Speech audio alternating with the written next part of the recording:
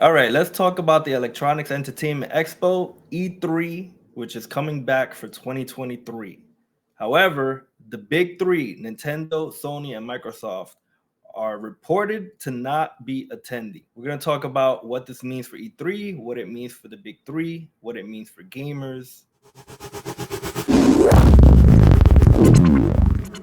And I'll start with I think that it's a big mistake that the big three are skipping out on E3 allegedly. This is according to a rumor from IGN.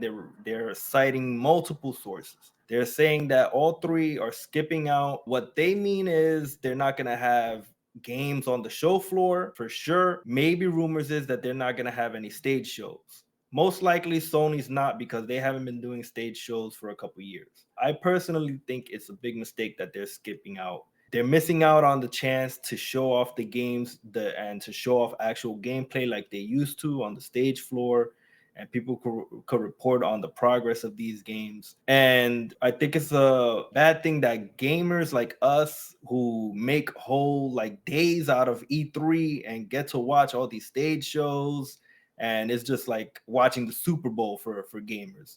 And without the big three, it's not going to feel the same. What do you guys think? I think if this turns out to be true, which I believe it is true, this is not going to be E3. This is going to be what I have coined Indie 3, because that's all you're going to see. And who wants to see that?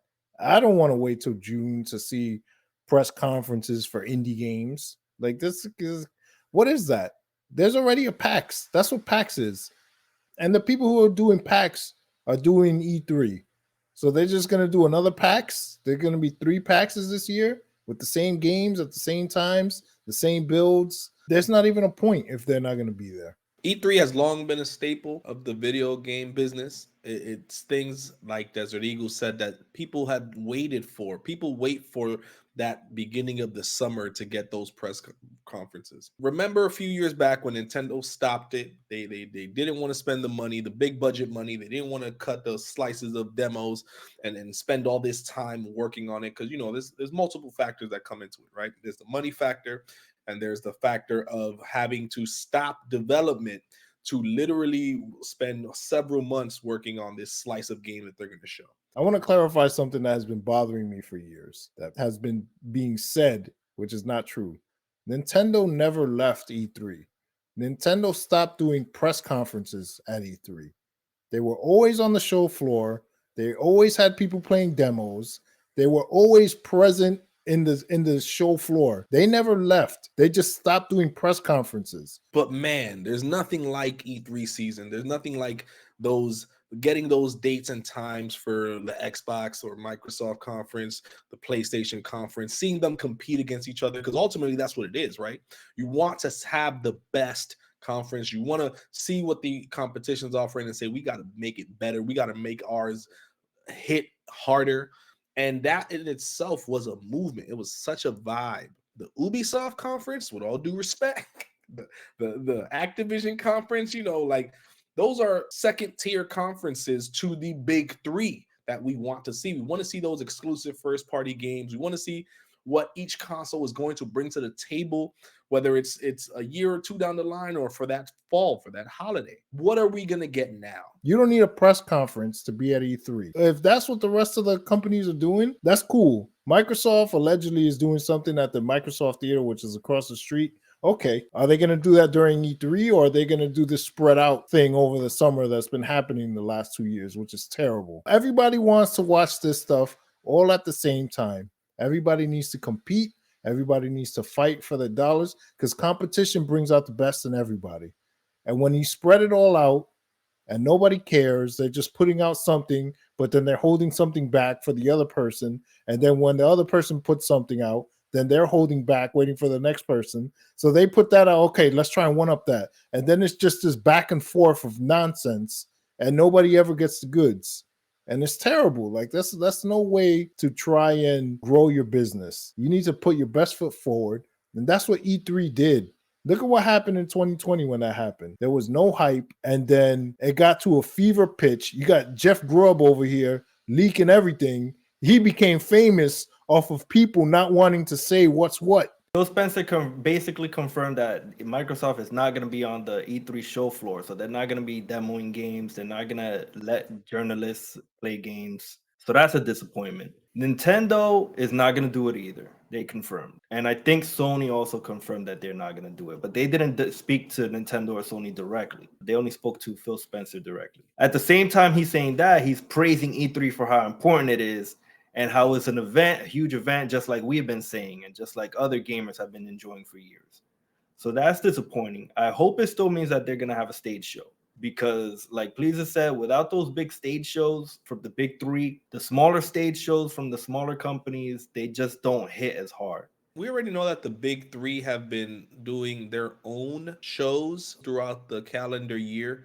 We have PlayStation with the State of Plays, we have Xbox with the Developer Directs, and we also have Nintendo with their Nintendo Directs.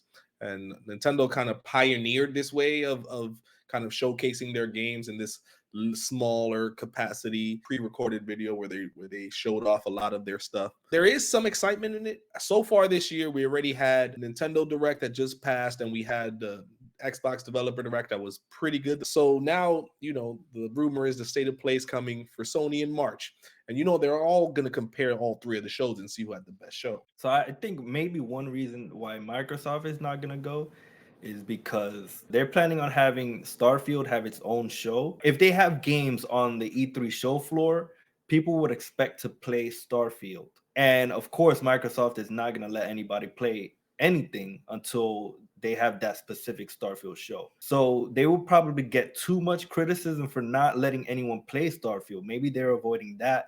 Maybe that could be one piece of their puzzle of why they're not on the show floor. There's something special about E3 season, and that literally gets gamers and the industry excited for what's to come. Is it going to be the big three doing their own smaller scale shows and then competing in that capacity?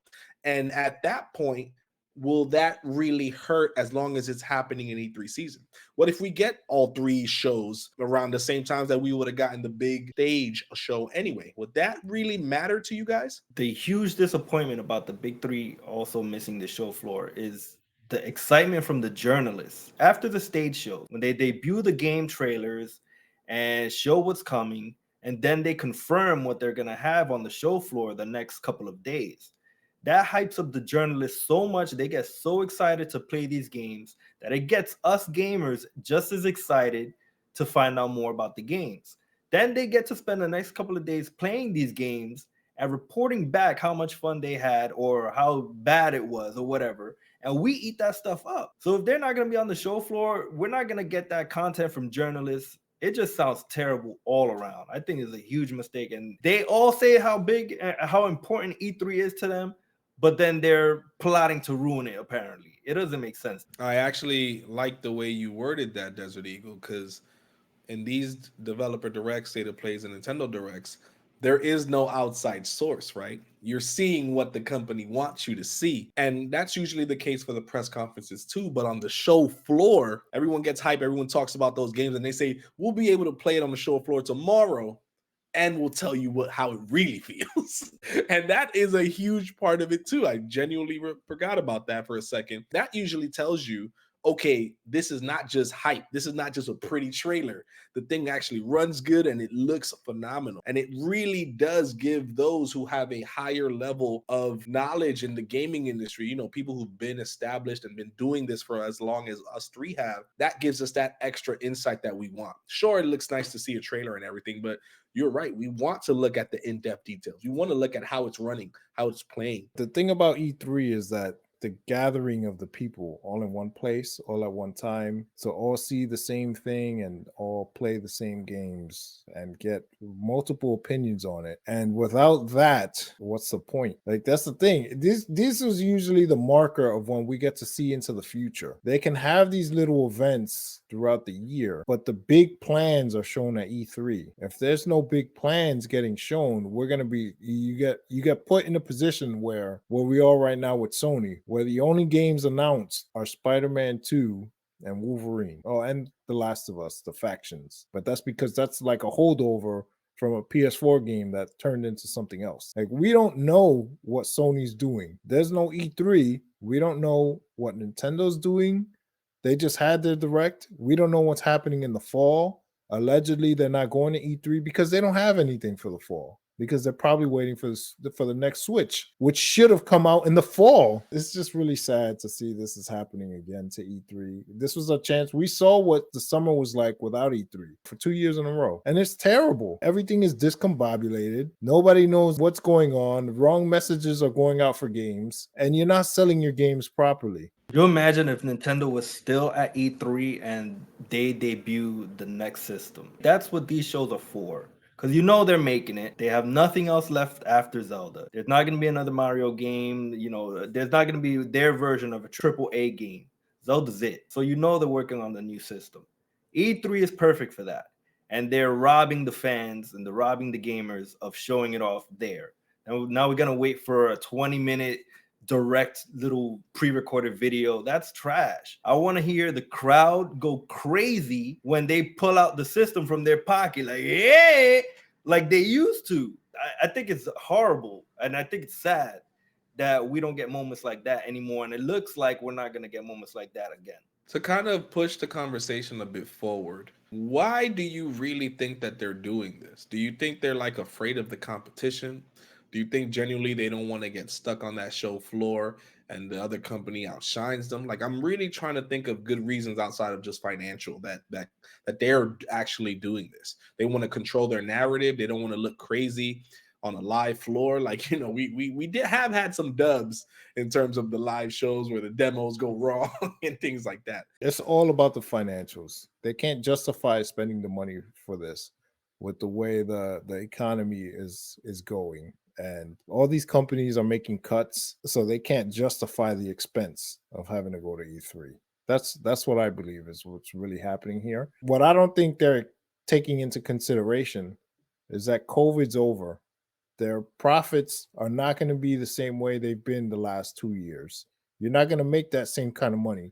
Cutting this out is not going to help you. It's only going to hurt because as people are spending less money on games, which is what every financial report has been showing for each publisher, you need to sell them. People aren't just buying it because they need something to do. And you know what's going to make people buy the games? Selling the games. And you can't sell the games if you don't show the games.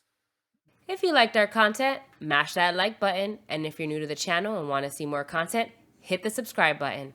Thanks for watching.